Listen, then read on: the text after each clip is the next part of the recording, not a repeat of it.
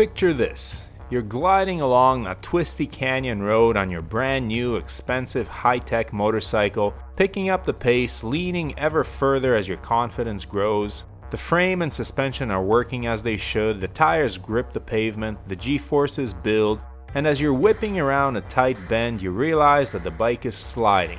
No problem, you think. This thing has the latest in Bosch traction control. Then you shoot off the cliff. And as you begin your arc down toward the rocks hundreds of feet below, you remember. Yes, this marvel of technology you're riding does have the latest in lean-sensitive traction control and ABS, but you didn't pay the manufacturer to unlock it. Oops, impossible? Nope, we're already on the way there. And if you want to know how, stay tuned. And if you find this content valuable, yada yada, press all the buttons, yada yada.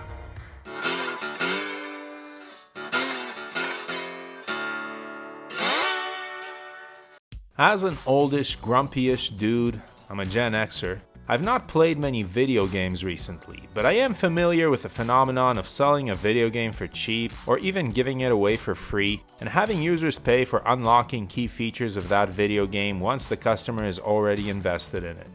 I got suckered into playing such a game once, and that experience has made me leery of the gaming industry as a whole.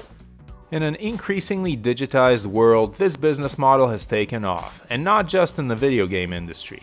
Tesla, among other auto manufacturers, does this on a regular, as does KTM with things like quick shifters that have to be unlocked by dealers. To be clear, this is not the install of hardware like the Harley Stage 1 kit I have on my Roadster. This requires a dealer to install a pipe, air filter, and ECU.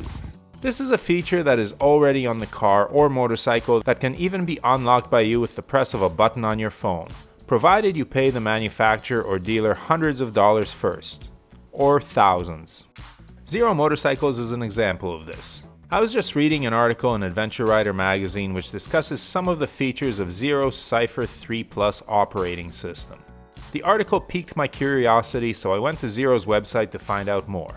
The website isn't terribly clear, but here are some features you can add on to your bike with no hardware upgrades. You can make it charge faster, upgrade power and acceleration, add on-dash navigation, add parking mode, which is a series of slow speed A's to help you park your motorcycle, and add Bosch stability control, which sounds to me like traction control. I'm not sure if this includes lean-sensitive ABS as well. Now, just to be clear, the more expensive Zero bikes that offer these options all hover around $20,000 American dollars base price. Spec them out and you're in the mid-20s, add taxes and dealer fees and you go north of there. This strategy, especially for motorcycles in this price range, rubs me the wrong way. And if this practice works for Zero, we may see it on other manufacturers' bikes as well. We already do on KTM's. Now, some of the younger among you may be wondering what the big deal is. This business model has been around for a while. Hey, it's even been around the motorcycle industry with Harley and Indian selling you bikes that only reach their full potential after you pimp them out with all those genuine performance parts. However, those performance parts involve the installation of hardware that cannot be on the bike in the showroom if the bike is to meet modern emission standards. And yes, I'm aware that we already pay extra for motorcycles with features like ABS, but it's not like manufacturers install it and then turn it off until you pay them to use it. They save by not installing it, and you save by not paying for it. With Zero, however, emissions are not an issue, and the hardware is already on the bike. It seems to me that the reason Zero is selling you a watered-down version of the motorcycle is so that they can charge you for releasing its full performance, almost like they're holding it hostage and asking for ransom. You want your bike to charge and accelerate faster, you want the GPS, you want the full safety features, better open up that wallet or you're getting a very expensive, crappy version of the bike. I don't like that one bit. As far as I'm concerned, if it's on the bike, then I've paid for it already. Why do this instead of just offering the full features at a higher price? Maybe a price that starts with a 1 tricks your brain into thinking the bike is less expensive than one that starts with a 2, even if that 2 is followed by 4 zeros.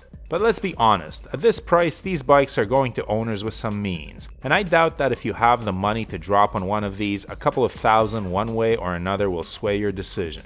I find it hard to believe that anyone will buy a Zero and won't spring for the upgrades.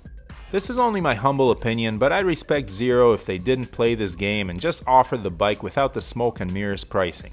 Walking into a dealership with a particular MSRP in mind and being upsold on a bunch of features that should have been on the bike to begin with would definitely turn me off. But hey, that's just me. Neither Zero nor Tesla are going to cut this out unless customers tell them to stop, and that doesn't seem likely. We're being slowly conditioned to accept this as a normal business practice.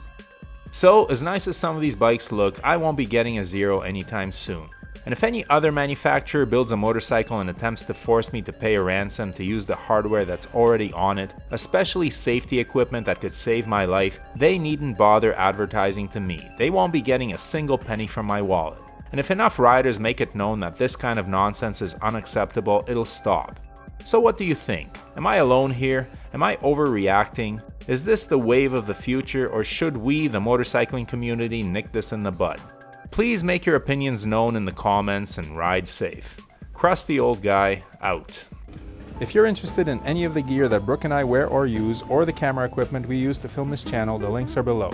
Everything listed there was bought with our own money and we are not sponsored by any company. However, the links below are affiliate links and the channel is paid a small amount for referring you to shop at no additional cost to you. We do not recommend any products that we are not satisfied with ourselves, but we do strongly urge you to do your research and select the correct size for items like helmets and clothing. As always, thanks for watching, your support is greatly appreciated. Please hit that subscribe button, give the video a thumbs up, and leave a comment below. And whatever you ride, enjoy it. Wave at other bikers no matter what they're riding, we're all part of a brotherhood and sisterhood. Keep the rubber side down, shiny side up, and may the spokes be with you.